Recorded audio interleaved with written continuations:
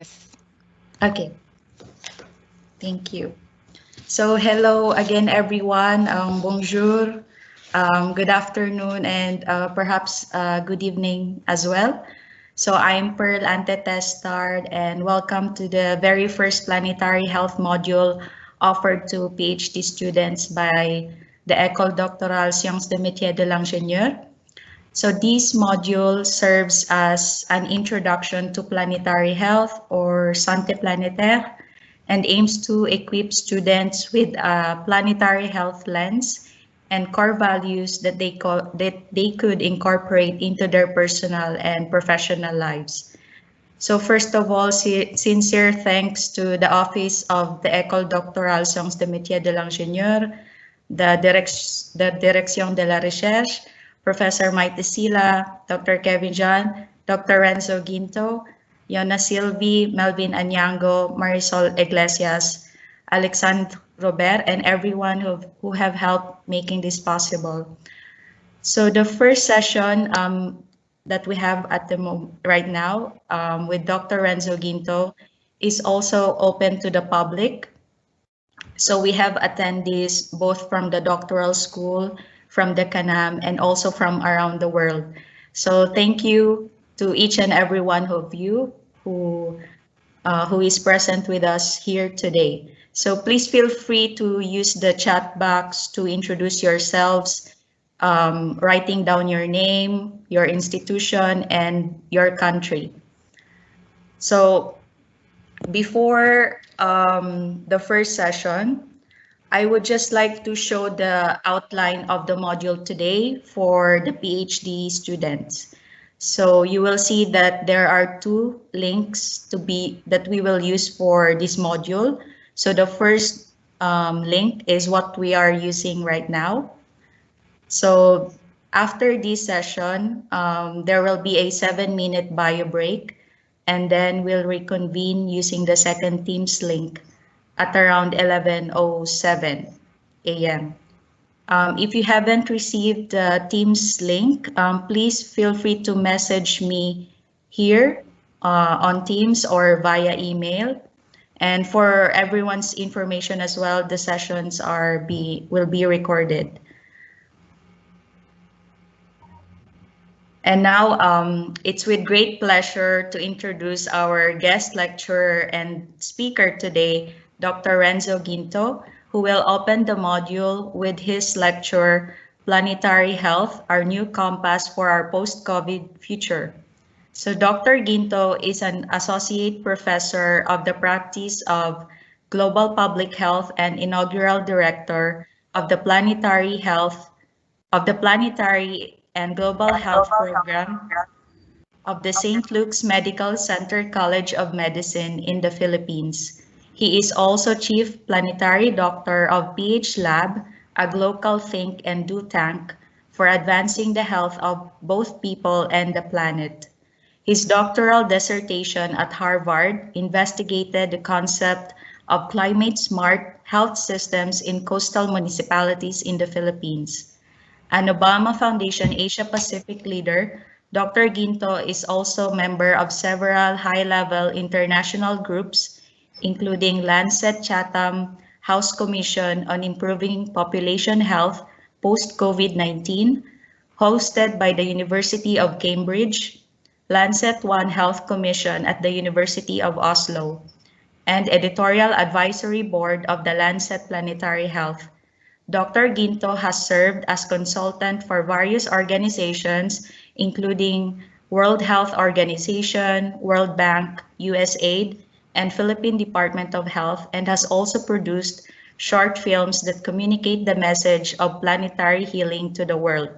In 2020, Dr. Guinto was included by Tatler magazine in its Gen T list of 400 leaders of tomorrow who are shaping Asia's future.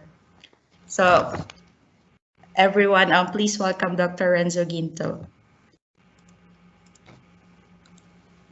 Hello, everybody. Bonjour. How's everyone? Let me try putting my slides first before I begin. Just a moment. Okay. And And now I cannot see you, so I will try my best to engage with all of you in a very dynamic and interactive manner. First and foremost, merci beaucoup to my dear friend and colleague, Pearl Ante-Testard, who's an emerging planetary health leader. I feel very proud that a fellow Filipino is actually leading the promotion of planetary health in France and in Europe. So thank you again, Pearl, for this wonderful invitation. And I also am very grateful to the organizers, to the faculty, to the ones who really made this event possible as well, from the Conservatoire. For this particular session, I will give an overview of planetary health. I believe you have a whole module where you will be talking about different aspects of planetary health. And so I hope that I'll be able to really set the scene regarding this new powerful concept. And I also hope that this will stimulate a transdisciplinary conversation amongst yourselves about the health of our people and also the health of the planet. I believe I'm addressing a very transdisciplinary group today, and so I'm really thrilled when I'm surrounded by not just fellow doctors, because I'm a physician by training, but also other experts and specialists from different fields. So this is the outline of my talk, and for the next perhaps an hour, I'll be breezing through all of these themes. We'll talk about the case for planetary health, why planetary health is a very much needed paradigm in the 21st century. I will also talk about some of the main principles and frameworks of this new discipline. Then we will be doing a brief survey of planetary health challenges. And I believe, again, as I've mentioned, there are other sessions that you will be having later will also be part of that survey that you will be doing. The fourth one is we'll be talking a bit about the future of planetary health research, education, and practice. Also to expose you to the myriad opportunities that are available that you might want to take advantage of. And finally, what is the future of planetary health? How can we reimagine planetary health in the post-COVID world?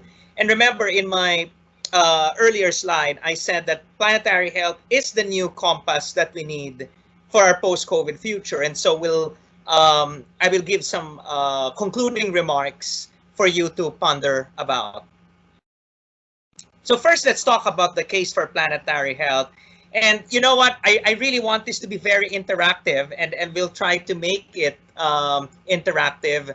I wonder in the room, and this is going to be challenging because I have to look at my phone so that I can also see the messages in the chat box. If anyone can tell me, what do you think planetary health is about? If this is the first time that you've heard it, or maybe you've heard it from before, I would like to have some idea, what do you think planetary health is? And so if you can just write in the chat box your, quick and short understanding of what planetary health is, and maybe just, briefly about your background. So please feel free to use the chat box. But I'm not going to wait for the answers because we have limited time. And so I'll proceed with my slides while I wait for your answers there. And later on, we can have a more vigorous discussion during the open forum. But I'm pretty sure for those who are coming from the health professions in this room, you're very aware of this graphic, this diagram that shows how health in society is being produced. And we know that the medical care system, the hospitals, the clinics, the nurses and the doctors, the pill, and the X-ray machine, they only contribute very little to the production of health in society. As you can see here, around 20%. And there's so many studies that have tried to quantify the contribution of these different factors to the creation of health. And as you can see, only 20% comes from medical care. Where does the rest of health come from? And as you can see here, the majority of health is produced in the social or by the social and environmental factors. Around, more than half actually of the pie chart is attributable to society and the environment. And then around 20% from human behavior. And so as you can see here, the environment really plays a critical role in the production of health, but also the production of disease.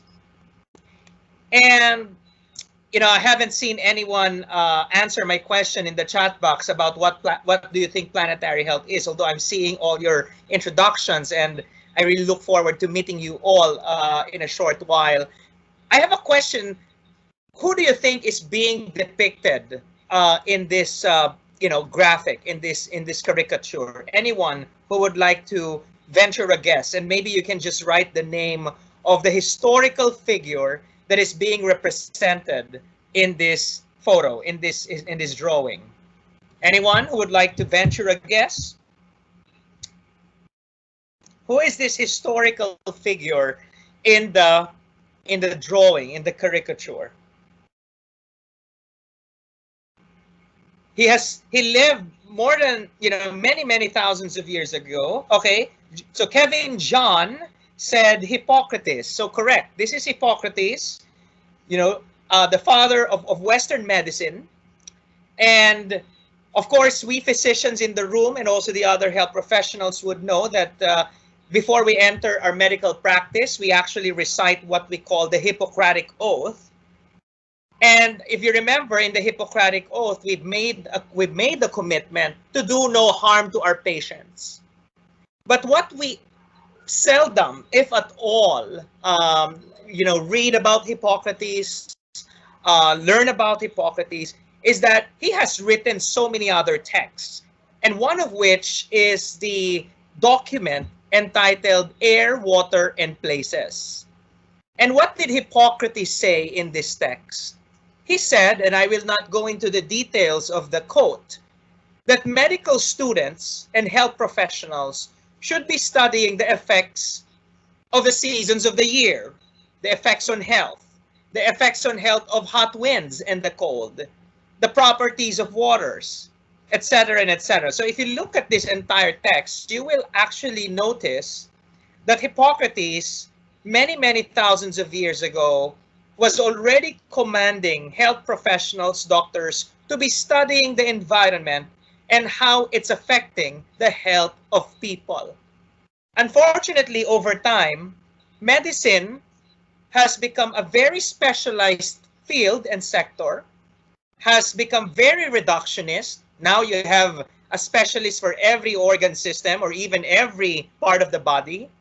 And we've forgotten to appreciate and understand the many interconnections between the environment, between the health of the people, between the health of the planet and the health of people.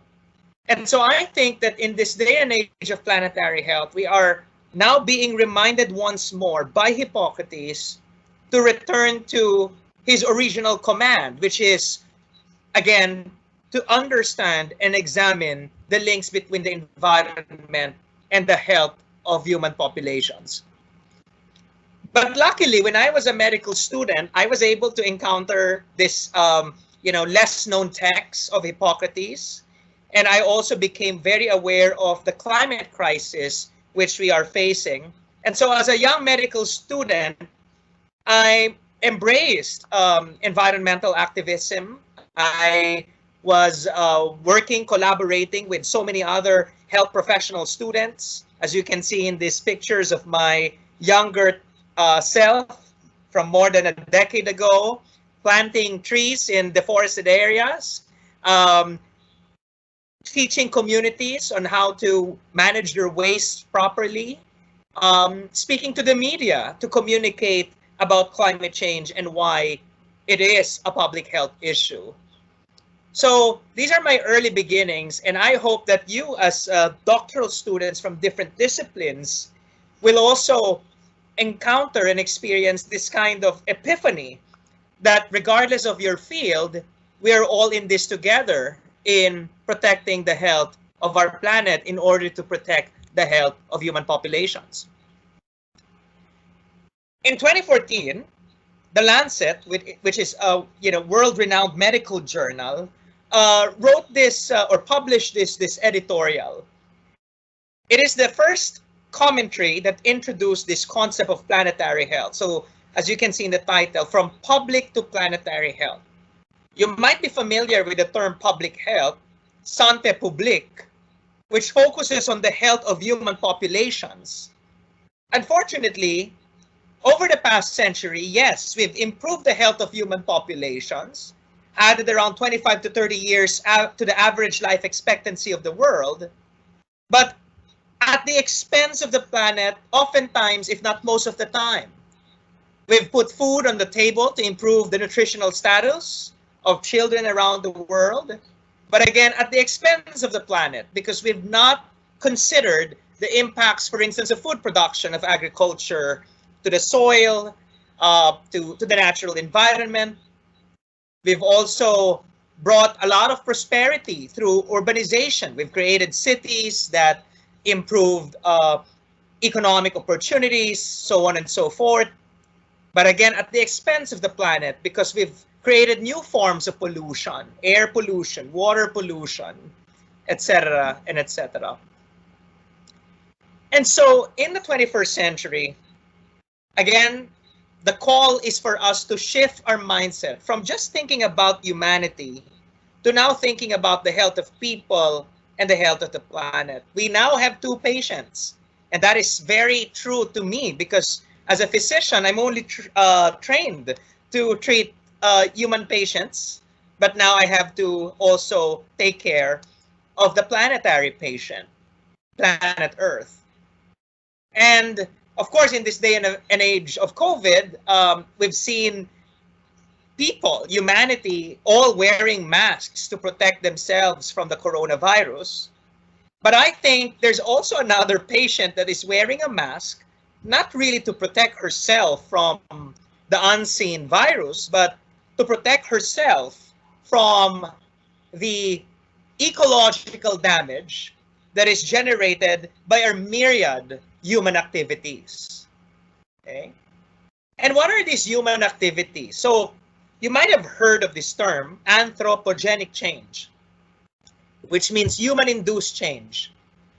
As I've said, a lot of our human activities have surely improved our health and well-being, but have also contributed to the gradual destruction of the planet. You will see in this diagram our consumption patterns, the demographic shifts that we see in contemporary society, urbanization, migration, increased population mobility, and also advancements in technology. All of these have generated a diverse array of ecological damage, as you can see in the middle, pollution, climate change, biodiversity loss, so on and so forth.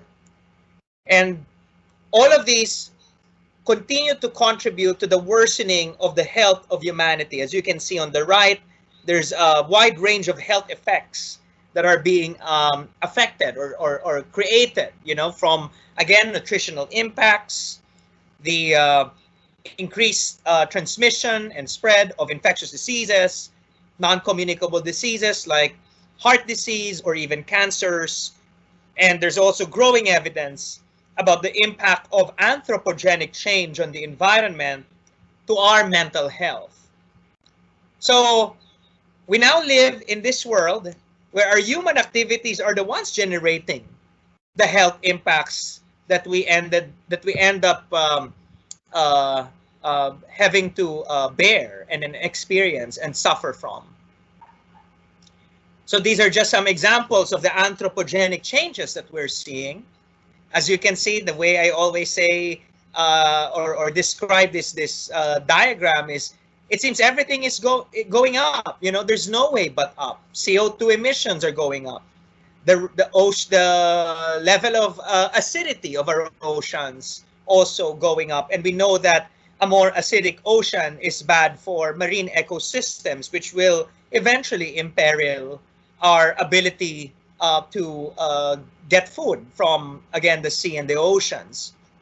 Energy use is going up, especially energy use coming from the burning of fossil fuels. Global deforestation is going up, continues to be happening. Water use. So fresh water is slowly being depleted. And fertilizer use, we've been pumping our soil with artificial nitrogen and phosphorus and potassium, which again destroys the viability of our soil for future generations, for future food production. And so, you know, all these changes that are induced by humanity, which are really humanizing the planet, it you know, it then how do you say it, encourage scientists, especially you know, geologists, earth scientists, to even propose that maybe today we are not anymore living in the Holocene epoch. So for the geologists in the room, you might be familiar with the geologic time scale that you can see. And as you know, we now live in the Holocene epoch. But the proposal now is that maybe we actually live in a new epoch where humanity is the biggest force that is shaping the face of the earth. And that is what you call the Anthropocene Epoch. And in fact, there's even a much bolder proposal saying that maybe it's not just, it shouldn't just be called the Anthropocene Epoch, maybe it should be called the Capitalocene Epoch. Because it's not just humanity, but specifically the capitalist economy that humanity has created that is the one generating all these massive anthropogenic ecological damages.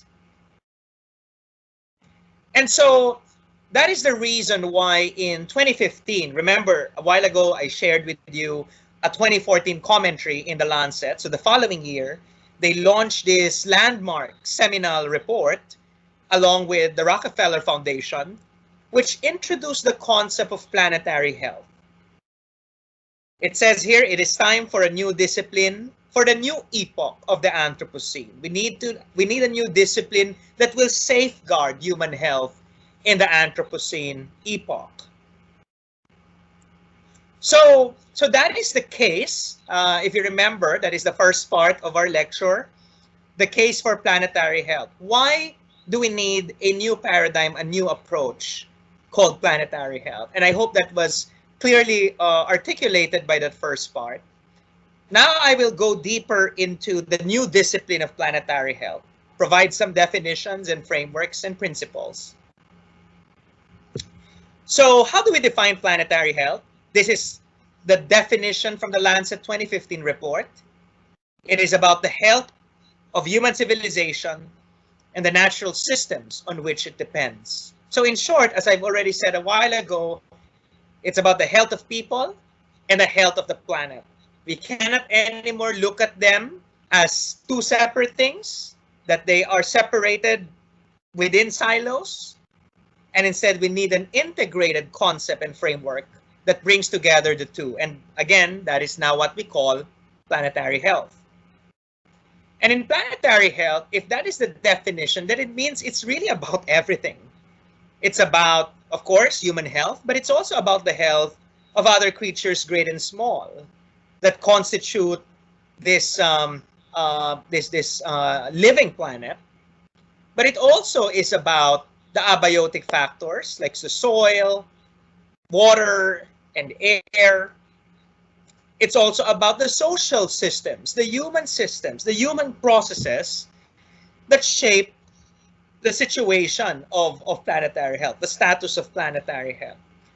Our food production systems, as you can see there, agriculture, the way we urbanize and create our cities, the nature of our politics, the design of our economies, so on and so forth. And if planetary health is about all of those things that I mentioned a while ago, then it means that it really requires the confluence of a vast array of disciplines.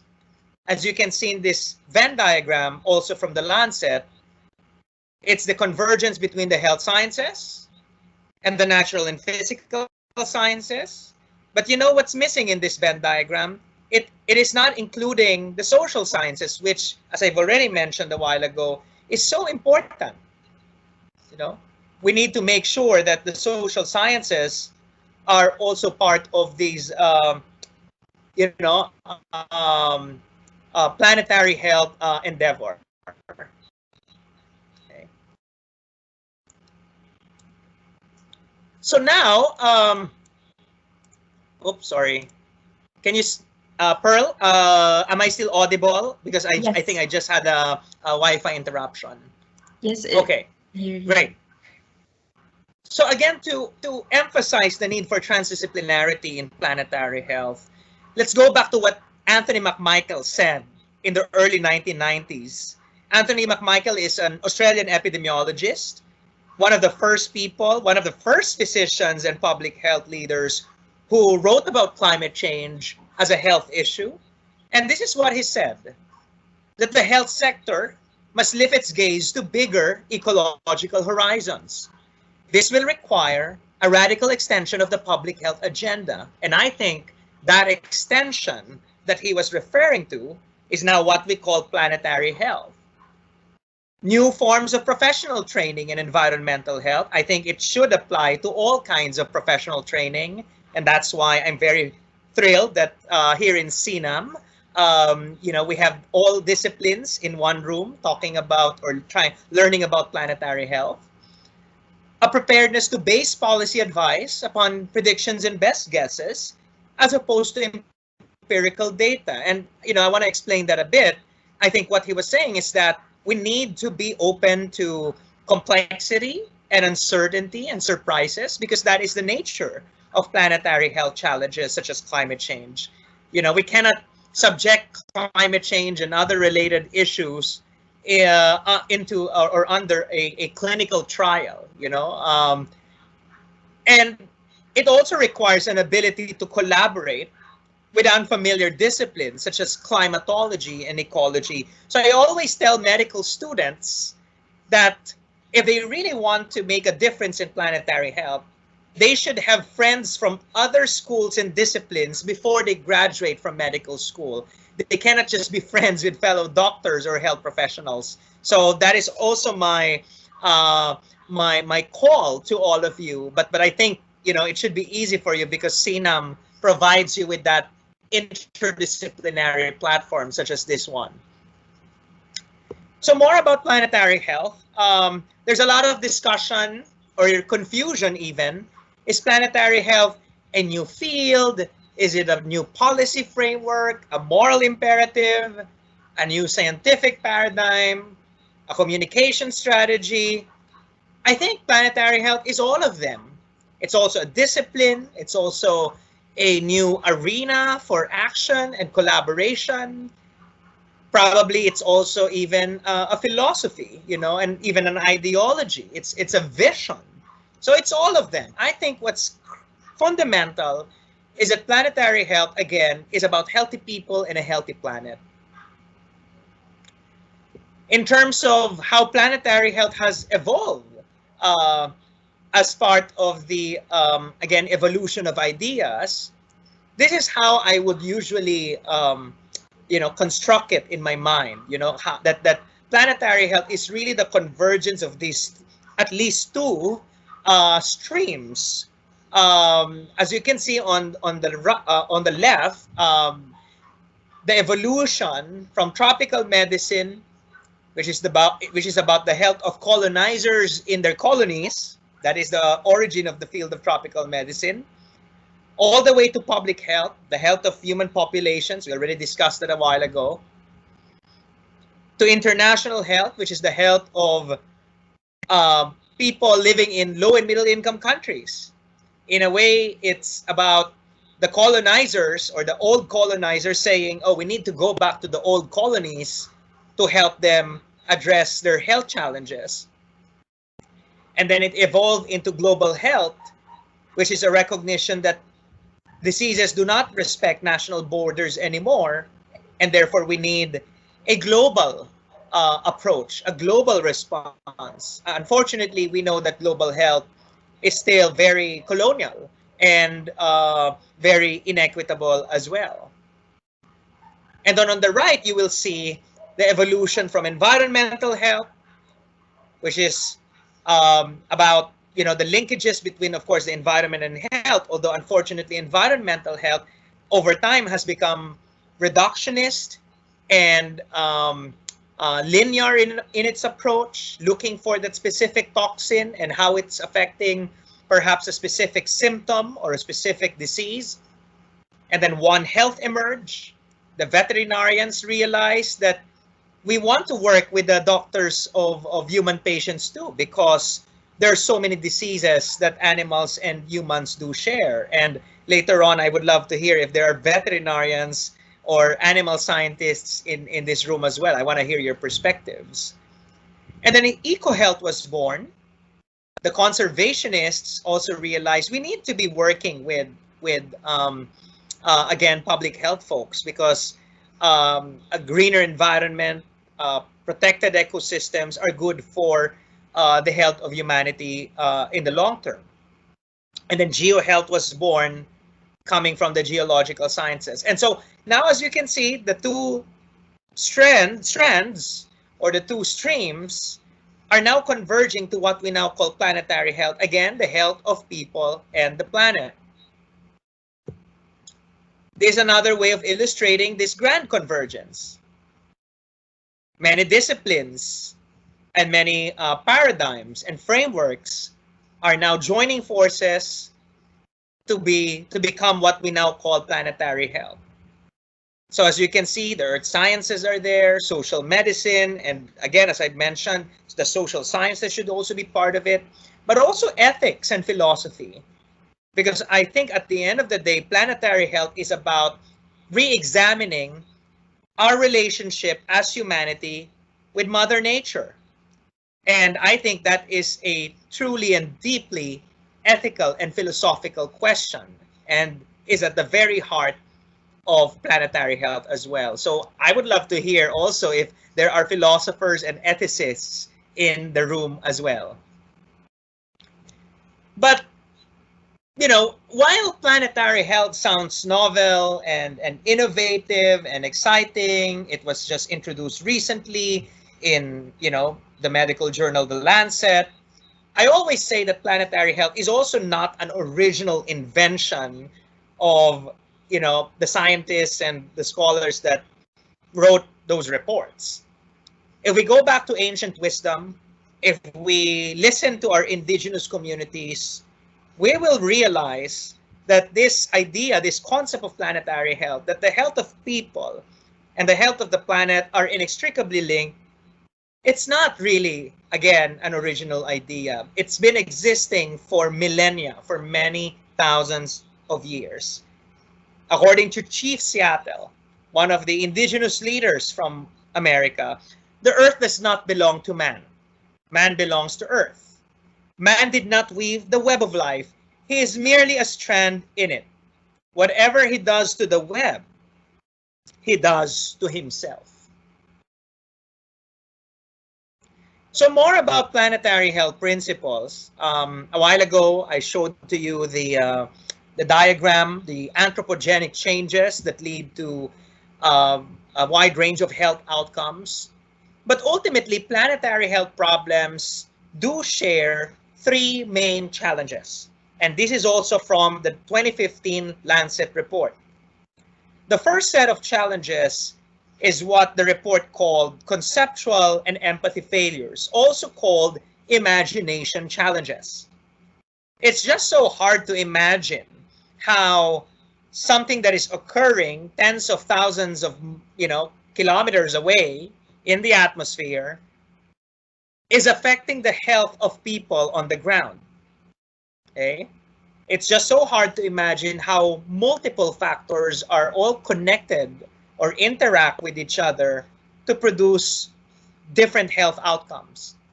And so it really requires a great deal of imagination and empathy, meaning our ability to really feel and try to understand other people, to understand even other species, to understand other worldviews, in order to be able to define planetary health problems. So that is what conceptual and empathy failures are about.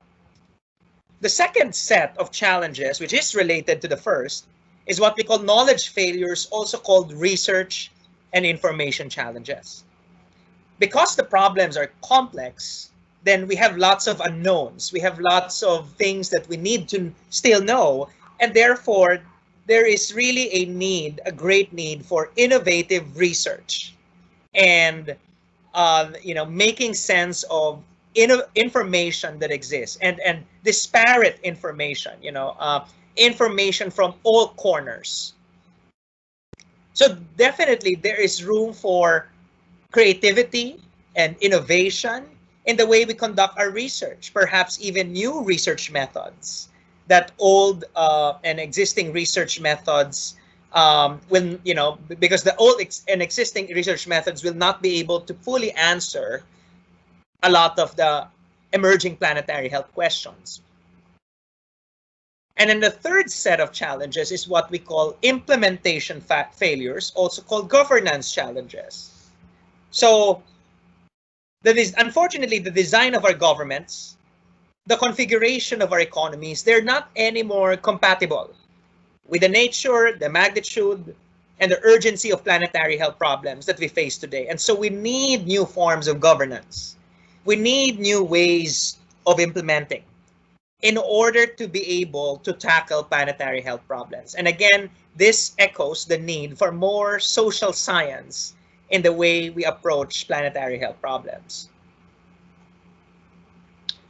Another fundamental concern in planetary health is this idea of achieving a safe operating space for humanity.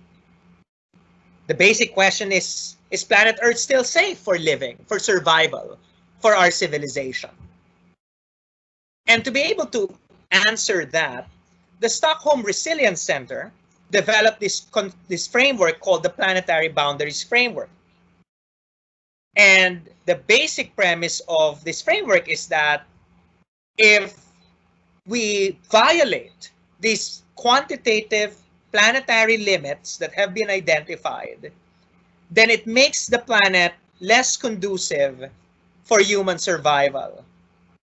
And so, as you can see in the diagram, 2 out of 9 identified planetary boundaries are already in red. And those are biosphere integrity and biogeochemical flows of P and N, 2 elements in the periodic table, phosphorus and nitrogen. So why are they in red? Why are they, what happened to these planetary boundaries? These are the boundaries that have already been violated, unfortunately, according to, scientists. Biosphere integrity, because over the past century, we've seen the fastest rate of creatures of great and small. And biogeochemical flows of phosphorus and nitrogen have already been massively disrupted because of our addiction to artificial fertilizers in the pursuit of food production. So 2 out of 9 already violated, and 2 out of 9 are soon to be violated. They're the ones in yellow. One is climate change, and the other is land system change. Climate change, of course, we know that the Paris Agreement, I was actually in Paris when the Paris Agreement was negotiated and signed. And we know that the Paris Agreement tells us that we cannot exceed the 2 degrees Celsius limit in terms of average global average temperature increase. And we have a deadline, which is 2030. And so this is a very important boundary. And if we do not get our acts together sooner rather than later, there's a possibility that this planetary boundary will also be violated. And then, as I've said, the other planetary boundary that will be violated soon is land system change, because we've turned every natural ecosystem into, a city, a factory, a golf course, all these new forms of built environment or infrastructure. But it's also not just about the planet, as I've said a while ago. Remember, planetary health is about healthy people and healthy planet. We need to come up with a new system, with a new economy that will not just protect the planetary boundaries, but will also ensure that we achieve the basic needs of humanity, what is being described here as a social foundation. And so there is this economist, this amazing female economist from Oxford, Kate Raworth, and I always say that her book should be a required reading for every planetary health leader and citizen. This book is basically telling us that we need to have an economy that, again, protects the ecological ceiling, does not overshoot, does not exceed the ceiling, but also make sure that the social foundation is being met, that there are no shortfalls. So what are those social foundations? Food, health, water, energy, housing, etc., and etc., as you can see in this diagram. And so how can we achieve this donut economy, the one in between the outer circle of the ecological ceiling and the inner circle of the social foundation? I think this is at the very core of planetary health as well. There's a very interesting study that I just want to share with you from the University of Leeds. What they did is they tried to downscale the donut economy at the national level, and using a wide host of available data, they were able to assess the countries in terms of their nearness to becoming a donut economy. And as you can see here, USA and also your country, France, unfortunately, have exceeded a lot of the planetary boundaries. There's a lot of red in the outer circle.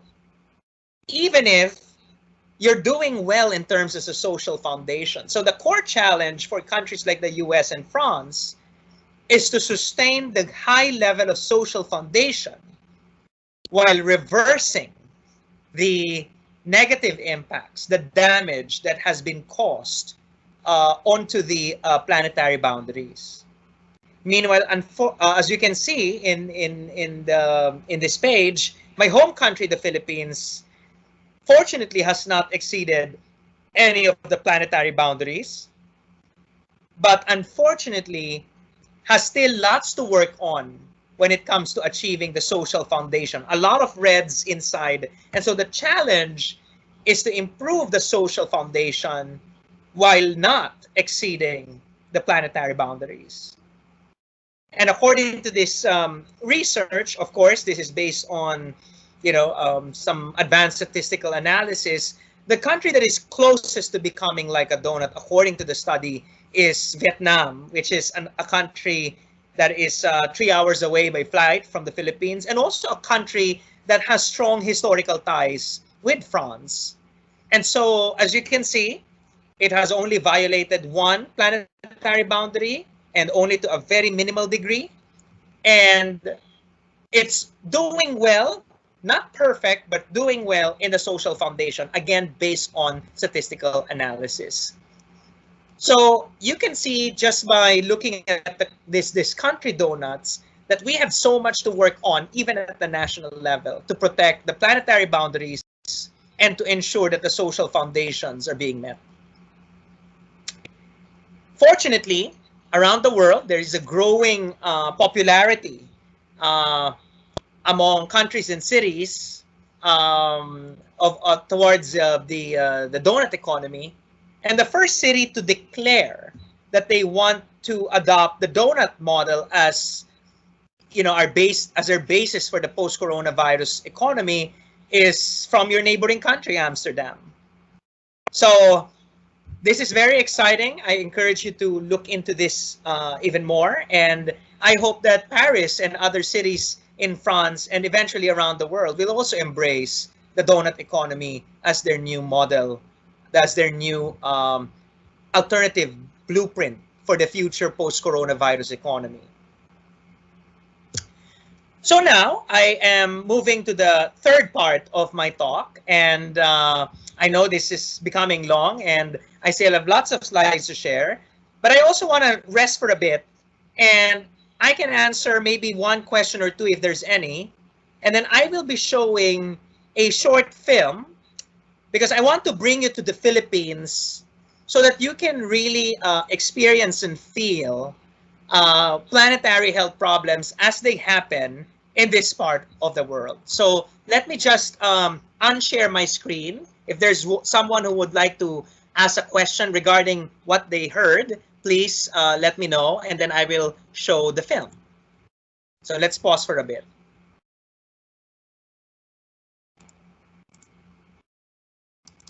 Pearl, are you there? Yes, thank you, Renzo. Oh. So if you have any questions, you can unmute yourselves, or you can perhaps write on the chat. So I'm still in the introduction to planetary health. First part, why, the case. And then the second part is the definition and some of the main principles, values, and frameworks. Any questions, any question for clarification? Or let me know if I can proceed. Okay, so there's silence. Okay, we have a question. Does this model take into account the flux between countries? I mean, there's so many limitations to this study, right? And one of the things is that the study does not tell us the whole story about these countries. So they've definitely controlled for so many variables, but for sure, politics, history, culture, all those are hard to even quantify. And I invite you to look into this study so that you can appraise the paper yourself. The other question by John Kevin is, or Kevin John, we've heard a lot about the One Health approach. Could you precisely, okay, can you make a distinction between One Health and planetary health? So, I always say that at the end of the day, I'm agnostic to these terms. I think One Health, planetary health, they all share the same principles of transdisciplinary coming together, looking at systems. But historically, One Health really originated from the veterinarian field. Again, as I've said a while ago, the veterinarians realized we need to work closely with the human doctors because there are a lot of diseases that animals and humans do share. Planetary health is a much more recent development, and they tend to focus more on, perhaps bigger issues like climate change. But I think now there's a growing, understanding and consensus that at the end of the day, they all share the same principles. And you can use whatever term that suits your work as long as the message is clear. And that message is about the health of people and the health of the planet and the health of all creatures, great and small, thriving in harmony. I hope I was able to answer that question. Okay, let me just share with you a short film just to show to you, what's happening to the Philippines in the era of planetary health. Okay. And let me check if I already, let me share the sound. Okay. Enjoy the film.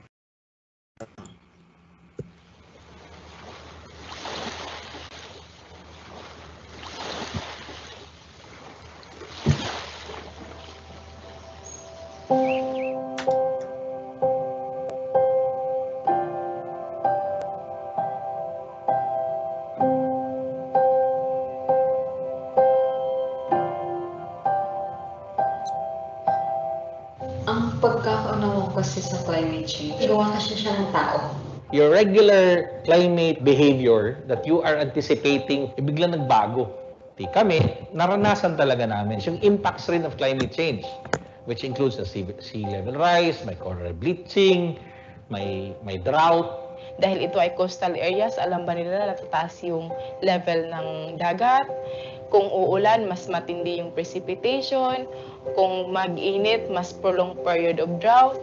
May mga corals daw na siguro sa increase ng, di natin alam, if sa temperature yan, nasisira. Dahil sa sea level rise, yung mga bahay nila ay abot na yung mga sahig nila. Dati, kung ganito lang yung kadami ng typhoon, ngayon iba na, mas madami na. We were supposedly the first to be hit. We knew the mangroves will protect us. Kung bumagsak yun dito, sabi sa amin, based on simulation, 60% of us would have been gone. If the problem will occur today as of this moment, parang hindi. Hindi, kasi marami kasi kami kakulangan. Ang pinaka ko talaga manpower, wala din kaming ECG, wala kaming CT scan, wala din kaming X-ray. As a doctor, ang malaking epekto ng climate change sa kalusugan ng mga tao. Rampat, yung dengue, at saka yung amoeba. Hindi ka nakasanayan yun sa mga tao na iniinom. So kung yun ang iinumin nila, mag-iba yung stomach nila. Tayo ang gumagawa, tapos ang epekto, tayo din ang nag-harvest. Tayo ang gumagawa talaga ng sakit natin. If your island community will become more inaccessible, how will you design a health system in that area? So what we did, accept na kada isang barangay, our communities, they have different health needs. And because they have different health needs, iba-iba yung approach mo.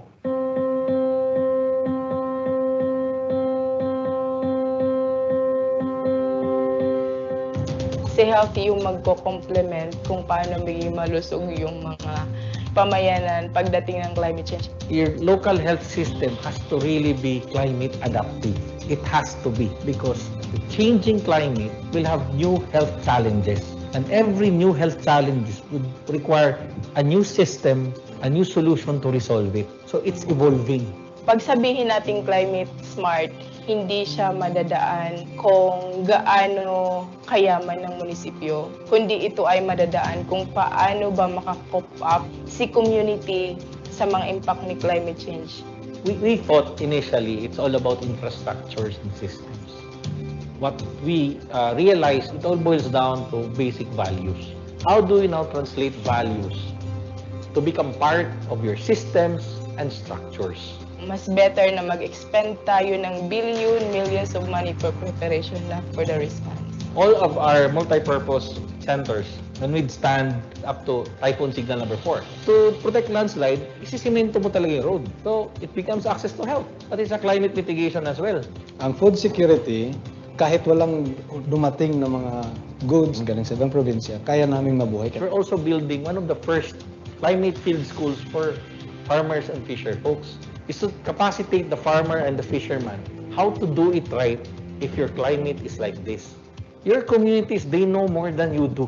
Then your role becomes a facilitator. Allow them to develop a system that allows adaptation, innovation all the time. Kasi nagbabago yung sakit, depende sa klima mo. Yung indigenous at science, pagsabayin mo doon, andun yung masasabi mong innovation. How do you make the right decisions? Babalik at babalik ka sa science. Kaya, yun din isang ina-advocate namin, science-based governance. We now have data to make better and more informed decisions of how to change and adapt to reach our targets, our vision. The problem is, it changes all the time. We live in a world of uncertainty na eh. The only certain is that you have the capacity to address the uncertainty. The local government's at the forefront of climate change. The national government is so far away. If the drought happens next season, we simply go to the local government. That's the structure of our society. Pag healthy yung environment mo, natural na healthy din yung mga tao. Pag ang mangrove management mo ay maayos, pag merong bagyo, merong storm source, yung mga tao ay maayos sila. Their climate adaptability, which started from us understanding yung vulnerabilities namin, to preparing survival, to now having quality of life. Just preparing for the future. Climate change was never a threat to us. Kesa katakutan mo siya, may mo na siyang kakampi. That's why it's an opportunity to do something better.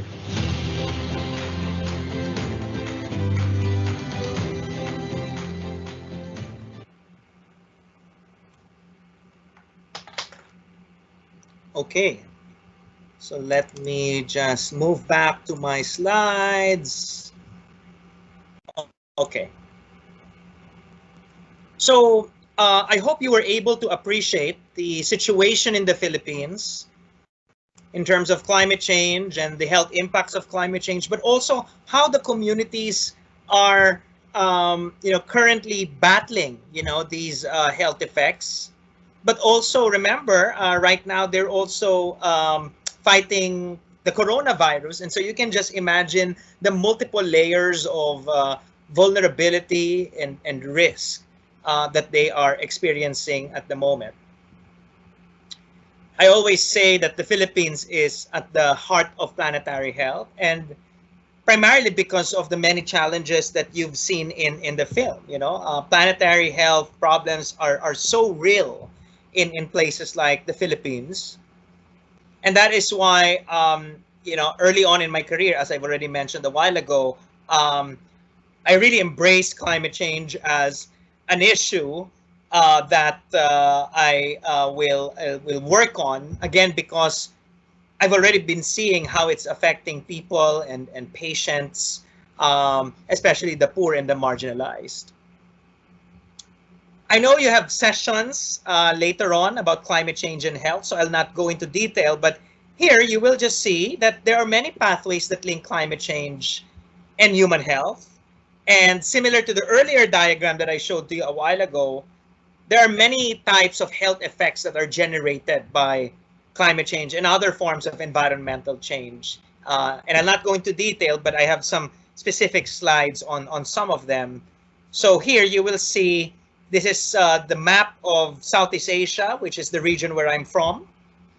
And in this map, the redder the country is, the more vulnerable the country is to climate change. And unfortunately, as you can see here, the reddest of them all is my beloved Philippines. And so that's why it's one of the most vulnerable in the world to climate change. And what happens? So I'm pretty sure you've seen this in your social media or television before. The Philippines always frequented by extreme weather events, natural disasters like typhoons and extreme flooding. You can see in this satellite image, the typhoons coming from the Pacific are already as huge as the archipelago itself. So they've now become stronger and bigger and even more frequent in terms of number. And we know that when climate-related extreme weather events do occur, they affect many aspects of the community, of society. They destroy infrastructure and farmlands and water systems and even hospitals, and they generate disease, if not death. So here, just an example of the front page of one of the national newspapers in the country. It describes here when Typhoon Haiyan hit the Philippines in 2013. That's also the earlier photo that you saw a while ago. The worst disaster to hit PH, and PH stands for the Philippines, for people's health, and I think it also stands for planetary health. But apart from the natural disasters, we know that climate change is also creating the conditions for the re-emergence of old infectious diseases like, malaria or the existing ones, malaria, dengue, but also the emergence of new ones, okay? New infectious diseases. So here is an example. Diseases like dengue, which are endemic in the tropics, are now found in some places. I think even in Spain, it was already found to have emerged there, and some other places, temperate regions of the world. Again, as I've said, there's a growing evidence around the effects of climate change on mental health, not just in terms of, the post-traumatic stress disorder that comes from the more abrupt and sudden and devastating calamities like typhoons and extreme flooding, but also the more slow onset mental health effects. And there are papers that have already introduced the concept of ecological grief and eco-anxiety, which you might want to also look into.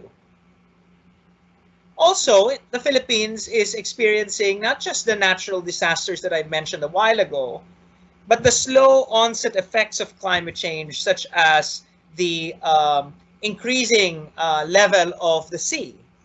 And unfortunately, the Philippines is facing the fastest rate of sea level rise in the world, around 5 times that of the global average. And we know that when the sea level continues to rise, seawater then begins to intrude into freshwater resources. And when people start drinking fresh water high in salt, then that can lead to another range, a wide range of health conditions, such as the ones that you're seeing in the slide. Some impacts on, maternal health and child health, preeclampsia, gestational hypertension, so on and so forth. And of course, when the rising of the sea level continues to happen, then it's not just the salinization of drinking water that we should be concerned about, but also potentially the displacement of entire human populations, of entire communities. And that's why now we're very concerned about a new form of migration to happen within our lifetime. And that's what it's described here as, climate refugees or climate-induced migration. And during the time of COVID-19, the Philippines was not spared from the impacts of climate change. We've had several mega or super typhoons that have hit the country while the country is also battling against the coronavirus. And this is a real dilemma for many poor families. Either they stay in the house and protect themselves from COVID, but face the risk of being inundated by the rising level of water due to flooding, and maybe their roofs will be blown away by the strong wind. Or on the other hand, they can move to the evacuation center, protect themselves from the impacts of natural disasters, but face the high risk of getting COVID-19 because, as you can see in this picture, there is no social distancing in cramped evacuation centers. And so, we've seen this over and over again during this entire course of the pandemic. There is a need to flatten the curve of COVID-19, but we also need to increase the healthcare system's capacity by adding more hospital beds, recruiting more health professionals, and now purchasing more vaccines and make sure they're accessible to all. But I think that the mantra of flattening the curve should also be applied to the issue of climate change and planetary health. We need to flatten the curve of our carbon emissions and our ecological footprint. But unlike the earlier graph, the Earth's capacity, in contrast to the healthcare system's capacity, is unchangeable, it's constant, and therefore it's non-negotiable. If you remember, there are planetary boundaries that we cannot violate. And so the only option that we have really is to flatten our ecological curve so that we do not exceed the Earth's capacity, the planetary boundaries, including the boundary of climate change. Because if we don't get our acts together, this is what's going to happen. Right now we're all very concerned about the first wave, the second wave of COVID, future waves of COVID. I think we should also be equally, if not more, concerned about not just future waves, but future tsunamis of climate-related health consequences that we can anticipate, the ones that I've already mentioned to you a while ago. As you can see in this caricature, they're not just waves, but again, future tsunamis. So I just gave you a brief survey of planetary health challenges, focusing on climate change, and giving you a bit of the situation in places like the Philippines. Now we're moving to the fourth section of the presentation, which is about the future of planetary health research and education and practice. And I just want to give you, some background about the opportunities that exist. So before the pandemic, this is what I've been doing, going around the world, promoting the field of planetary health. I wish I could do that in person in Paris. Before the pandemic began, I actually was there. I gave a talk on climate change and health in the Université Paris Descartes. But now I'm with you, Cnam, and hopefully in the future I'll be back in France and hopefully explore even collaborations with you in planetary health projects. And, the planetary health community has been gradually growing, and I'm glad that, now you have a small and growing community in France. We need to bring more young people. We need to bring more people from around the world, and not just from the West, not just from North America and Europe, to be part of this emerging and exciting new discipline. And so I hope that some of you are already part of the Planetary Health Alliance. I hope Cnam will join the Planetary Health Alliance. And this is a picture taken in 2017 when we held our first conference in Boston at Harvard. And since then, we've already organized 4 conferences, and the most recent one was actually held 2 weeks ago, albeit virtually, hosted by the University of Sao Paulo, the first conference that was led by a university in the Global South. Thankfully, you actually did not miss a lot because all the recordings are now up in the YouTube channel of the Planetary Health Alliance. So I invite you to visit the YouTube channel and listen to the panels, to the sessions in the conference. There's also another network, which is called In Vivo Planetary Health. You can visit their website, and they're supposed to actually hold their annual conference last year in Amsterdam. It did not push through, it went virtual. But again, another network that you might want to consider. And they came up with what we call the Canmore Declaration, which lays down the different planetary health principles, as you can see in this list. A lot of them we already covered in the past nearly an hour that we've been talking about planetary health. I think that planetary health should be part of education, and not just education of PhD students such as yourselves, but education at all levels. And I invite you to look at this commentary published in 2018, which lists down the principles of planetary health education. I'll not go into detail, but some of examples are, the importance of organizing and movement building, because planetary health is not just a scientific or intellectual curiosity. It's really about building a movement. It's also about systems thinking and transdisciplinarity. It's also about effective communication, to citizens, to policymakers, etc., global citizenship. So these are just some of the principles that should be embedded in, in our educational systems if we want it to be more planetary health oriented. And more recently, just 2 weeks ago during the conference, the Planetary Health Alliance also just released a new framework for planetary health education. I'll not go into detail, but as you can see, there is this framework that provides some recommendations as to how you can incorporate planetary health content and principles into your courses, into your educational systems, into your curriculum. And there are so many institutions around the world that have already been establishing planetary health programs, departments, initiatives.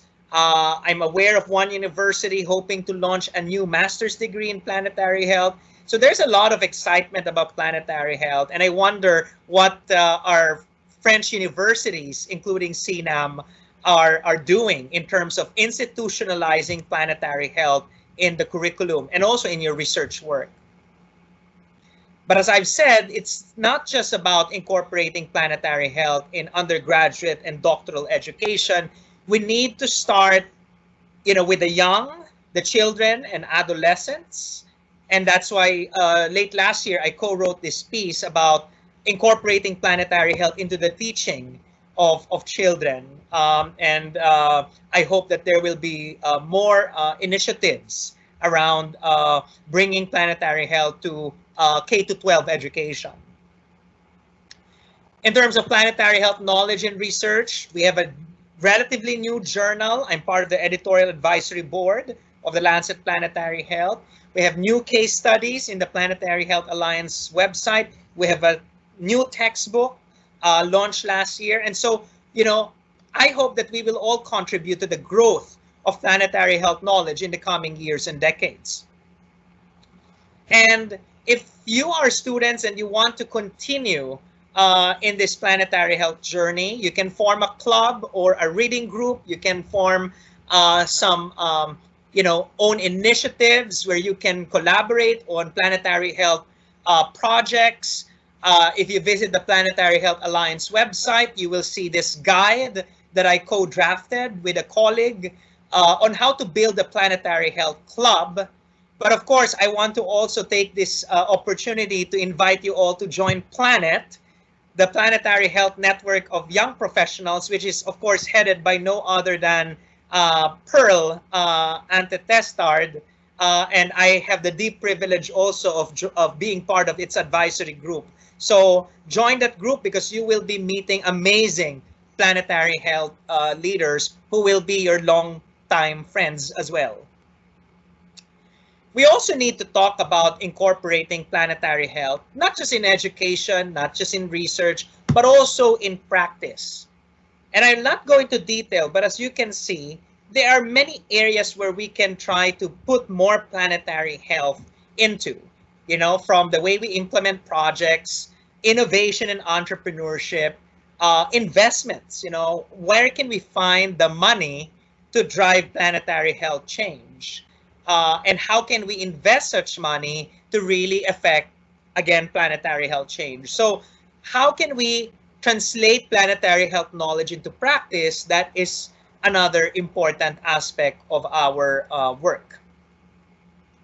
And when we say practice, it's not just about professional practice. It's not just about the area of policy. We also need to make sure that planetary health gets incorporated in clinical practice. And these are just some of the initiatives that have emerged in the past several years.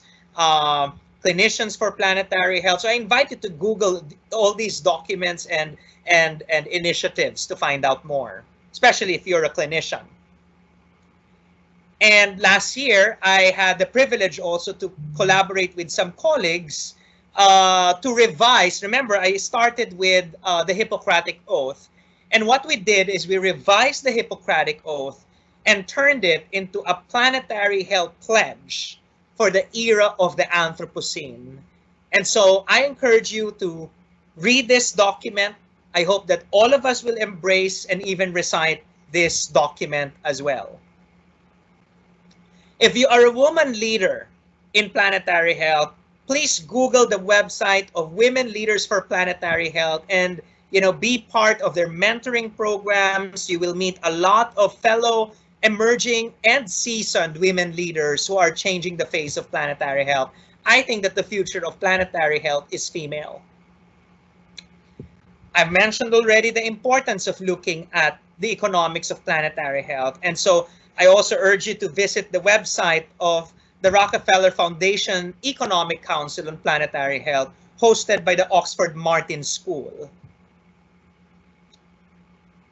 And so I've shown to you a lot of the global initiatives. In the Philippines, we're also trying to really spread the virus, not of COVID, but of planetary health. And these are just some of the things that we've been doing over the past few years. Again, going to schools, helping faculties establish planetary health programs. We're doing in Southeast Asia. We have a small group, the Southeast Asian Planetary Health Alliance, which is the regional version of the PHA that I showed to you a while ago. I believe in Europe there's also a European Public Health Alliance, Planetary Health Alliance, and in the Philippines we also just launched Planetary Health Philippines. Pearl is also part of it, so we also included Filipinos from around the world. I invite you to visit planetaryhealth.ph to find out more. So now I will be moving to the last segment, and this is going to be short because I'll just be giving you some high-level messages and some points to ponder on. How do we reimagine planetary health in the post-COVID world? So there's this great Indian novelist, Arundhati Roy, and last year she wrote in a commentary, the pandemic is a portal, a gateway between one world and the next. And of course, when we try to enter a new door, a new portal, we go to a new place, we need a new compass. We need to know the direction. Obviously, in the 21st century, we don't use compasses anymore. We use Google Maps. So what is the Google Map of the future? What is our Google Map for the future? I think that is planetary health, the new compass that I was referring to a while ago. We cannot be anymore this kind of doctor treating the cough with a cough syrup and ignoring the root causes of ill health that emanate from our human activities, our economy, our relationship with Earth, with the planet Earth. Instead, I think we should be this kind of physician, embracing solar panels, solar panel huggers, embracing a new framework, a new paradigm that brings together the health of people and the health of the planet. We have the Sustainable Development Goals still, far from being achieved. COVID-19 has made it more difficult for us to accomplish, to realize the SDGs. But I think all the more we need to accelerate and ignite action towards achieving the SDGs, which I would always say the language of planetary health, because as you can see in the SDGs, there's so many aspects of planetary health that you can find. Obviously, this is still far from being encompassing of all the planetary health challenges that we just talked about in the past hour. We have an opportunity. Right now, countries are talking about global Green New Deals and health recovery. How can we make use of the COVID moment to initiate and implement the necessary transformations for us to achieve a better planetary health in the post-COVID future? I think what we need to do is not just to keep on putting off fires, both literal fires like wildfires in Australia and in California resulting from climate change, but also the figurative fires, the diseases and the challenges that we're facing. And instead, really tackle the root cause, and that is by renovating the political economy of planetary health. We cannot anymore, dwell and get stuck in this old paradigm, as you can see in the first graph, that there are no planetary limits. We can just keep on producing and consuming and polluting. And instead, we need to shift to a more donut approach, where we respect the planetary boundaries while we try to provide for the basic human needs of our society. I think planetary health is also about planetary humility. I think it is a call for us to shift away from an ego-logical point of view. As you can see, an ego-logical perspective means that we always see ourselves as being at the top of the pyramid, and all we have to do is to consume and own and extract from nature. And instead, we need to shift towards a more ecological approach, where we recognize that we are just part of the fabric of nature, and we need to live in harmony with creatures great and small, and the rest of the components of this great planet, our one and only home. And finally, I think planetary health is a call for us to become good ancestors. So I would encourage you to also look into this new book, which is a challenge against short-termism. And it encourages us to embrace more long-term futures thinking. In a way, what the book is telling us is that what we want to achieve is in 2121, that's 100 years from now, the children of 2121 will look back to the past, will read the history books, and they will say that the COVID generation of 2021 were good ancestors to them, you know, and guess who that 2021 generation is? That's us. That we were good ancestors to them because we've made the right decisions, not just for our own health, but also for their health as well. So the question now is, are we ready to become good ancestors to these children? And this is a very powerful image taken in the Philippines last year. Babies carried in containers so that they can be protected, not just from the coronavirus, but from the, you know, the ravaging floodwaters resulting from an intense typhoon driven by climate change. Are we ready to become good ancestors to these children and to those that are yet to come? So together, let's advance the health of people and planet.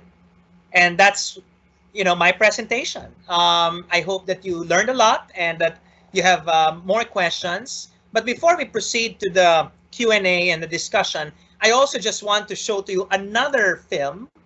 Let me just open it now. Okay. And just a moment. Can you hear it now? Yes. Okay, let me just start it again. And if you remember, I talked about the Planetary Health Pledge.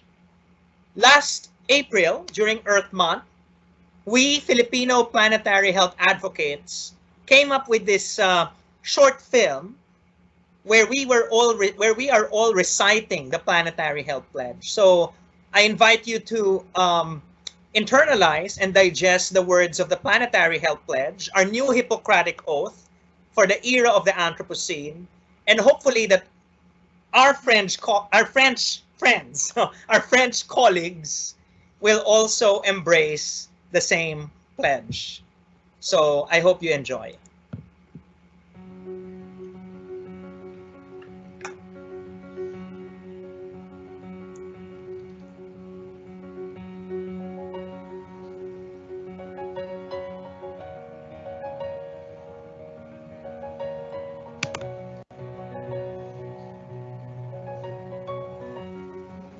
I solemnly pledge to dedicate my life to the service of humanity and to the protection of natural systems on which human health depends. The health of people, their communities, and the planet will be my first consideration. And I will maintain the utmost respect for human life, as well as reverence for the diversity of life on Earth. I will practice my profession with conscience and dignity. In accordance with good practice, taking into account planetary health values and principles. To do no harm, I will respect the autonomy and dignity of all persons in adapting an approach. To maintaining and creating health, which focuses on prevention of harm to people and planet. I will respect and honor the trust that is placed in me and leverage this trust to promote knowledge, values, and behaviors that support the health of humans and the planet. I will actively strive to understand the impact that direct, unconscious, and structural bias may have on my patients, communities, and the planet, and for cultural self-awareness in my duty to serve. I will advocate for equity and justice by actively addressing environmental, social, and structural determinants of health. while protecting the natural systems that underpin a viable planet for future generations. I will acknowledge and respect various sources of knowledge and knowing regarding individual, community, and planetary health, such as from indigenous traditional knowledge systems, while challenging attempts at spreading disinformation that can undermine planetary health. That I will share and expand my knowledge for the benefit of society and the planet. I will also promote transdisciplinary inclusive action to achieve individual, community, and planetary health. I will attend to my own health, well-being, and abilities in order to provide care and serve the community to the highest standards. I will strive to be a role model for my patients and society by embodying planetary health principles in my life. Acknowledging that this requires maintaining the vitality of our common home. I will not use my knowledge to violate human rights and civil liberties, even under threat. Recognizing that the human right to health necessitates maintaining planetary health. I make these promises solemnly, freely, and upon my honor. By taking this pledge, I am committing to a vision of personal, community, and planetary health that will enable the diversity of life on our planet to thrive now and in the future.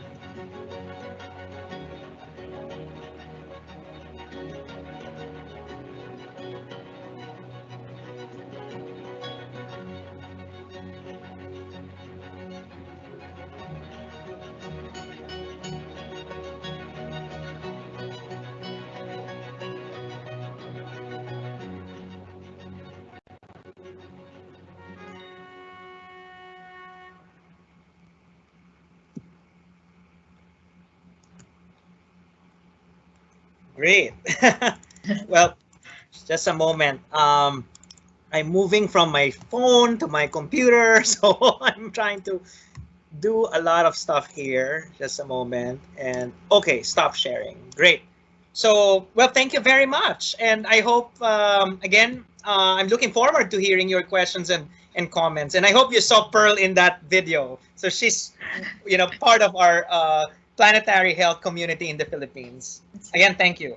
Yes, thank you so much, Renzo, for such a amazing, emotional, and inspiring talk. I think for most of us, it's really an eye-opener.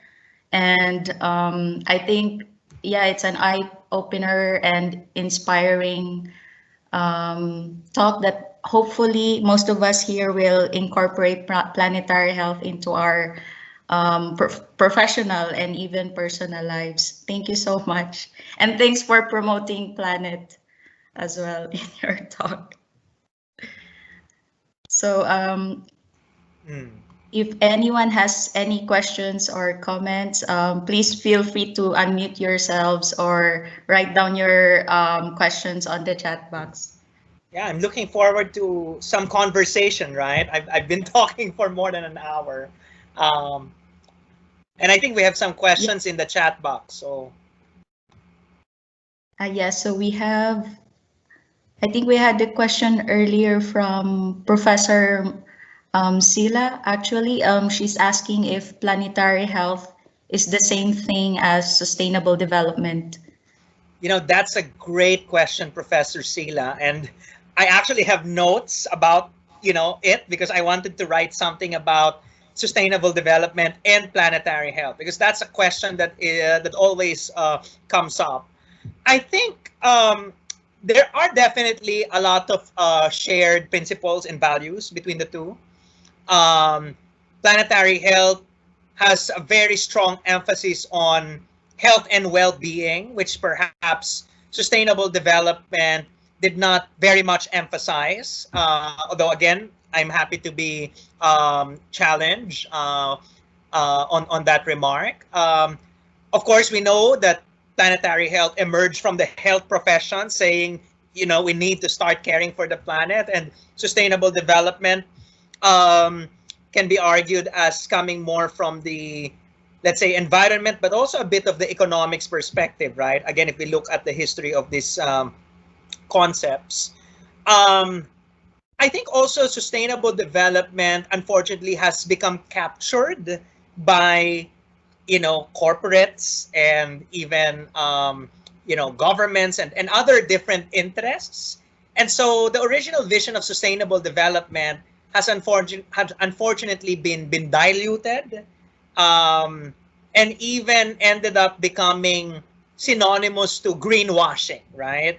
We see a lot of corporations, we're doing sustainable development work as part of our corporate social responsibility.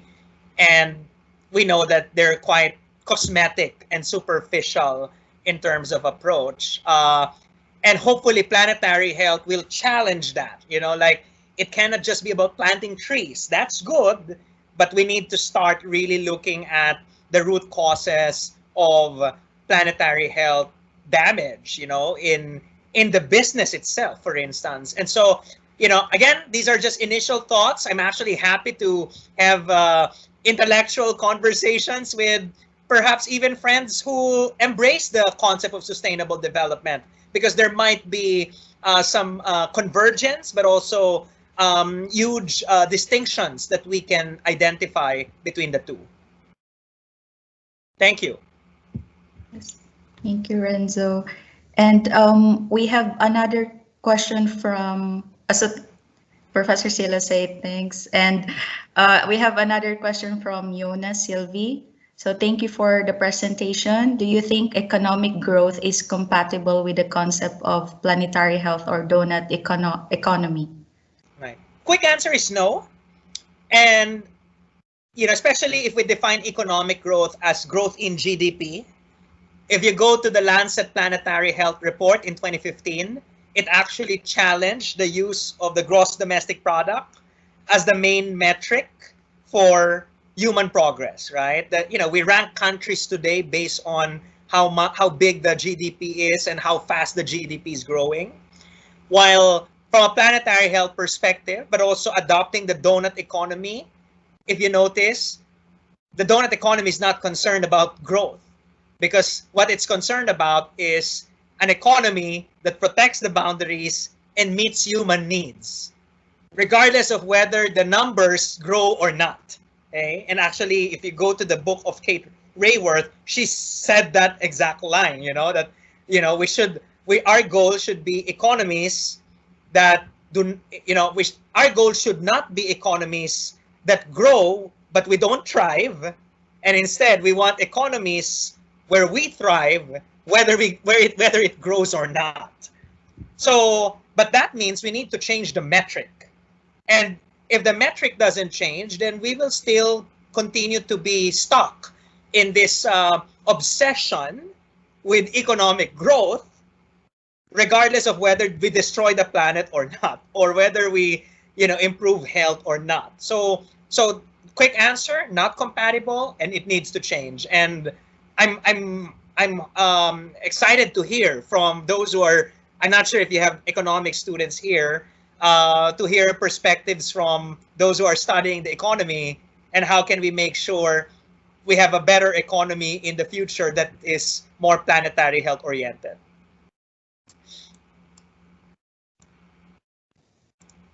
Thank you, Renzo. So yeah, if there's any economic students here, please feel free to jump in the conversation. Right. So I actually have a question, Renzo. So since most of the political system that we have right now, it's a short term, like for president for 5 years, how can we convince politicians to adopt the planetary health way of solving these challenges if their terms are too short? Right, and it's not just electoral cycles, right? Even the budget cycles, yes. We plan annually, not in 10-year time frames, right? Yes. And that's the very reason why, for instance, climate change there has been slow progress in terms of acting on it, right? Even if we have a Paris Agreement that was, signed and agreed upon in where you are right now. And that book that I showed to you towards the end, The Good Ancestor, is actually a very powerful treatise trying to answer that question about how do we overcome short-termism. And I'm not going to detail. I showed to you the slide a while ago. You can Google it, and I'm sure you can even find the synopsis. But it's really about embedding futures thinking in governance, right? And in government, there are at least two groups of people leading government, right? The elected officials and the civil servants. And I think we have a greater chance of embedding long-term thinking, futures thinking, if we embed it in the work of civil servants. Because the civil servants, they'll be there until they retire. And the politicians, yes, they're powerful, they make powerful decisions, but again, as you've mentioned, they only come in limited time frames. So that's just one example, and that's one practical measure on how we can embed long-term thinking in governance. Of course, that's not the only solution, right? I think, we need strong civil society, right, that will continue to demand for long-term issues. We need more Greta Thunbergs of the world, right? We need more young people who will demand for change that will benefit their long-term lives, and also the lives of their future children. So I think that's very powerful, right? That we constantly remind ourselves: is this going to affect not just our own health, but also the health of those that are yet to be born? And again, in that vein, we become good ancestors. It's difficult. It's difficult because again, of the systems that we've created that tend to bias towards short-termism rather than long-term thinking. Thank you, Renzo. That's really a good point about embedding it into the civil servants' values, and it's indeed the good ancestor way of thinking is very powerful. Right. And just very quickly, and again, that's why I also emphasize always that in planetary health, we also acknowledge the wisdom of indigenous communities, because indigenous communities, populations, for millennia, they've already acknowledged this principle, that, for instance, in North American Indian culture, they have this principle called the 7th generation principle. So when they make a decision, they first try to answer, how is this going to affect the children 7 generations from now, from our time? And if the answer is it will have a detrimental effect, then maybe we should reconsider the decision or the plan. So the challenge again is, how do you embed that in government? We can do that with the civil service. Of course, education plays a critical role. And so, again, everything is interconnected. If we want to have future generations who think long-term, we need to change the educational system as well. Yes, indeed. And I think it happens as well in our inventions. We don't think about the long term, just Correct. The current situation. And then after a few years, we see the effects. And yeah, so indeed, I agree. So are there other questions for Dr. Renzo? Please feel free to unmute. I want to have a conversation with some of you. Even if you don't have a question, share your thoughts. Maybe how does this apply to your particular discipline or your dissertations? I believe a lot of you are doctoral students.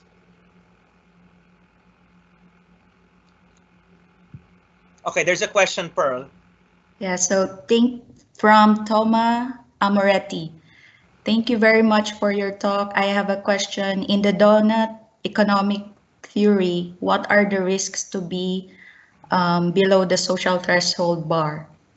Well, the risks are there are people who are sick and do not have access to healthcare. There are people who will be hungry. So, if you go back to the donut economy, remember, we cannot go below the social foundation. But the reality is, overall, we're below the social foundation at the moment, right? In most countries, in most societies. And then the irony is that while we are under the social foundation, we are over the planetary boundaries. Remember, 2 out of 9 have already been exceeded. So we have in a way, a tug of war here, right? Or a balancing act that needs to be made. We need to reduce the shortfalls, the gaps in the social foundation. And we need to reverse some of the violated planetary boundaries already. And so this is really, I think, a civilizational challenge. But unfortunately, and I think I need to emphasize this, there's also an equity dimension here, because people from the north, from the west, from Europe and North America, they might say, oh, we're not concerned about the donut economy because we've already met the social foundation, right? And yes, we've polluted the planet and we've exceeded the boundaries, and it's less of our concerns, right? Meanwhile, you have places like the Philippines or even a lot of poorer countries in Africa where they've not contributed very much to the destruction of the boundaries, and they are suffering because of the shortfalls in the social foundation. So there's really an equity dimension here, and we can only really truly address this if we come together and in solidarity and acknowledge that we need to have a donut economy with justice. Thank you for your response. And do you think the thickness between the two bars, between the social threshold and the biophysical boundary, is big? The thickness between the donut theory, do you think there is a lot of place between, or it is a thin thickness? You know what? Thomas, can you just tell me, what is your discipline, your field? Are you an economist? No, I'm not at all. Scientist. But in which field? Energy field. My energy, which is part of the donut economy, right? And I love your question. I think even Kate Rayworth has not answered that question about the width, right? How thick should a donut be, right? And we're lucky if the donut is thick, right? It means we can do so many things while still remaining within the donut, right? We can still achieve a good social foundation, food, health, energy, etc., and still not violate the boundaries. Yes. But I think the more we destroy the boundaries, the thinner the potential space that will remain inside. And so while the time is, while we still have time, I think we should work hard and try to explore the many different options that we have. And that's why I'm asking you, if you're an economist, I mean, even if you just focus on energy, I think the question that we should be asking is, what is the future energy system that will make sure we don't violate the boundaries and still 100% of the world's people have reliable electricity access, right? That is a great dissertation topic, but a difficult one for sure. Yeah, because again, I agree with you. The width, there's no answer. I mean, I can draw a donut that is thin. I can draw a donut that is thick. But that is not known. But what is known is the boundaries and the foundation, right? We know the situation of the outer and the inner circle. We don't know the situation in between. Okay. But we know the economy is not inside the boundary, right? The economy is not operating within those two circles. Great question, Thomas. Thanks for that. Thank you for your response. Thank you. Now I want to do another dissertation to try to answer that question. How thick should be the boundary, right? But apart from the thickness of the boundary, what are the policy options that we have, right? What are the ingredients of a donut economy? Is that more more local rather than global supply chains? So, is that more, does that require more democracy rather than, centralized, forms of government? So there's so many questions just by, and if you read, Kate's book, she has some ideas, right? She was talking about, redistributive economies, right? And I guess that's what I'm saying, I'm referring to when I said, more localized economies rather than relying on the Amazons of the world, right? And again, that's going to be a very huge challenge. And we're part of it, right? That's the other challenging part. We're part of it. I'm sure all of us have bought something from the Amazons of the world. So, wow, this is great. The donut economy is generating a lot of questions. Yes. You should invite Kate Rayworth. Indeed, that would be exciting too. So we have from Sliman Makluf. Thank you for the talk, and the donut theory is really interesting. My question is, how do you think we can incentivize global market economy to respect ecological limits, as we have never achieved growth without sacrificing ecology? Great question, and it's one of the holy grails of development economics, environmental economics. How do we incentivize? I mean, I think ultimately it goes back to my earlier comment about changing the way we measure. Because if we start measuring and ranking businesses, for example, in terms of the benefit that they provide to society, and the extent by which they have protected the planet, right? Then companies will be incentivized to change their behavior, right? Right now, we're using a different kind of metric, right? Where it's all about the amount, about capital accumulation, for example. How huge is the money in your bank account, or how happy you're making your investors are, right? So those are the metrics that we have. But then, if, for example, hypothetically, it's hard to change the metrics, even if we use the current metrics and we want growth, I think we need to start, incentivizing companies in terms of, for example, taxation, right? We tax pollution and we provide more, maybe tax breaks or benefits to companies who are doing good to both people and planet, right? Incentivize them through subsidies, right? But right now we're subsidizing, let's say, unhealthy products, and we're not subsidizing, for example, local farmers who are producing vegetables and other healthy food products for people. So those are just some examples, and I'm sure, and of course there are monetary incentives. There are also non-monetary incentives, like the ones that I mentioned a while ago. Reputation and recognition. I think now businesses are very concerned about their reputation. And if we, if we name and shame bad companies and we celebrate good companies and promote and endorse these companies to potential consumers, then hopefully that will also incentivize them to do more good than bad. So those are just some examples. And I think at the end of the day, it's a combination of incentives that we need to implement. Yes, thank you, Renzo.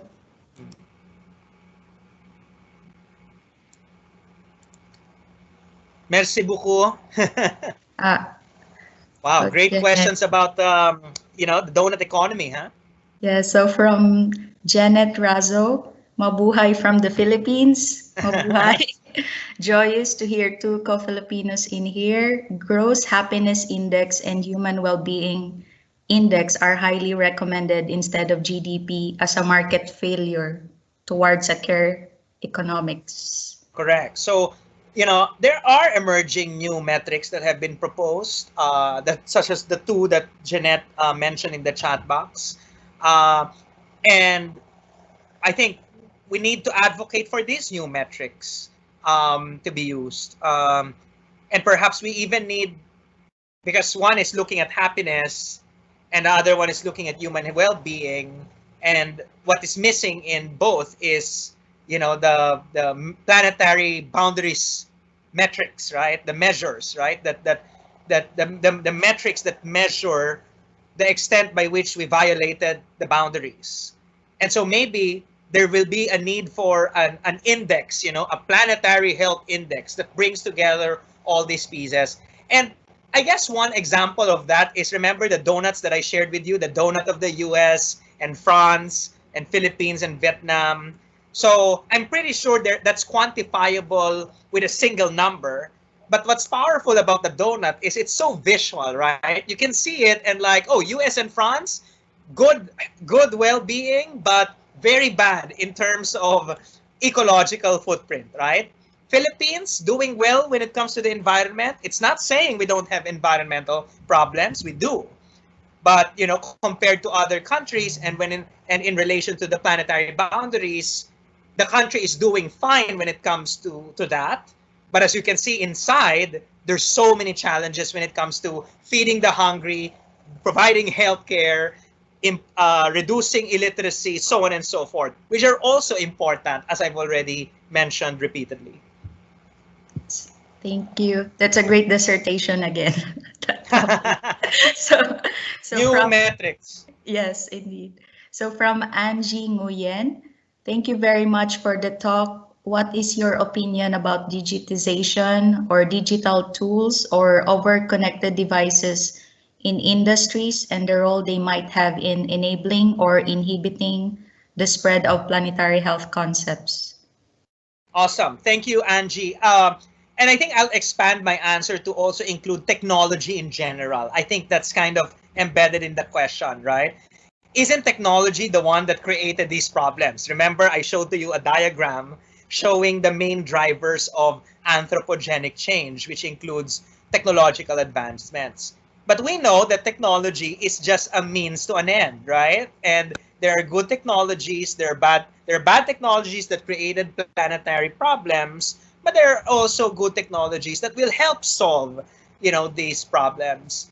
And so I think, including digital technology, yes, it will help, for instance, in the spread of planetary health information, right?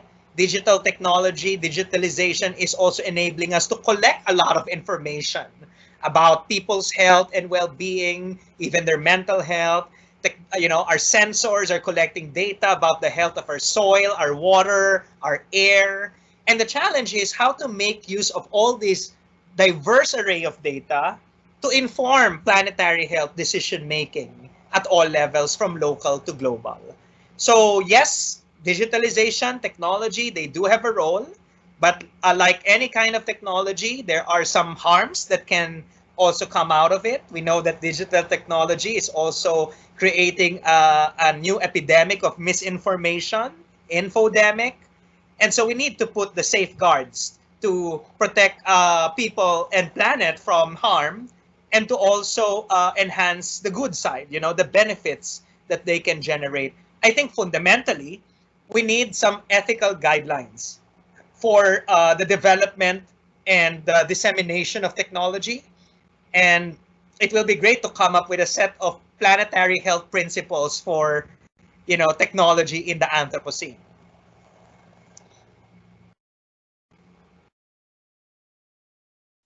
Pearl, we cannot hear you. Pearl, cannot hear you. Sorry, I was on mute. Thank you. So thank you for that question. I think we have maybe one or two more questions or comments.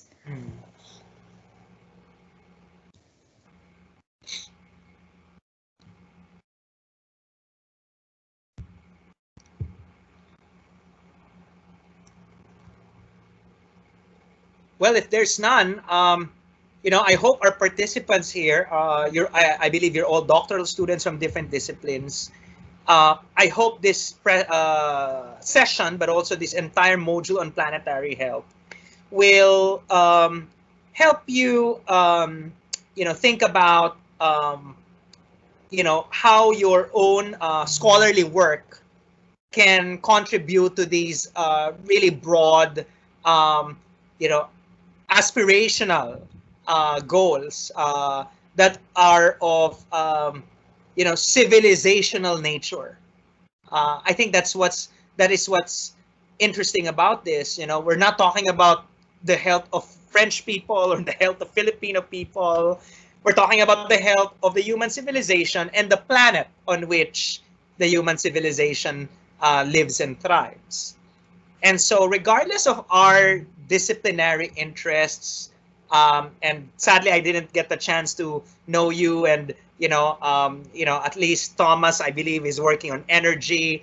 Pearl, you're working on what topic, or which topics are you? Inequalities in HIV testing. In HIV, etc. By the way, I'm writing a paper now on climate change and HIV/AIDS. So, even if you are focusing on very specific issues, I hope that you will look at these issues as part of a bigger global conversation and a global vision for a healthy people and a healthy planet. So that's what's powerful about planetary health. There's room for everybody. It's not a specialization. That's one thing that I've always been trying to kind of avoid and even challenge, because we in science have the tendency to make things more specialized and less accessible to all. When in fact, planetary health, I think, is more than just a new discipline, a new field. As you noticed, it's very transdisciplinary, but ultimately it's about a common vision for the future of humanity and of the planet. So I hope that you're all on board. Thank you. Yes, thank you so much, Dr. Renzo, for being with us today. It was an excellent talk, and I hope for our PhD students here and attendees, it was very useful for you and inspiring. So thank you so much, everyone. And for the PhD students, we will have a 7-minute bio break, and then we will reconvene at 11:07 in the second Teams link. So thank you, everyone. Thank you. Keep in touch, and yeah, you can reach me on LinkedIn or Twitter. But hope to see you in the future. Yes, fingers crossed. Yep. Take care. Thank you. Thanks. Bye. Thanks, everyone. Merci. Merci beaucoup. Salamat. Au revoir. Au revoir. My French, oh my God, I only learned very basic French when I was in Geneva, and then I forgot. Maybe next time when you come to France. Right, and I can...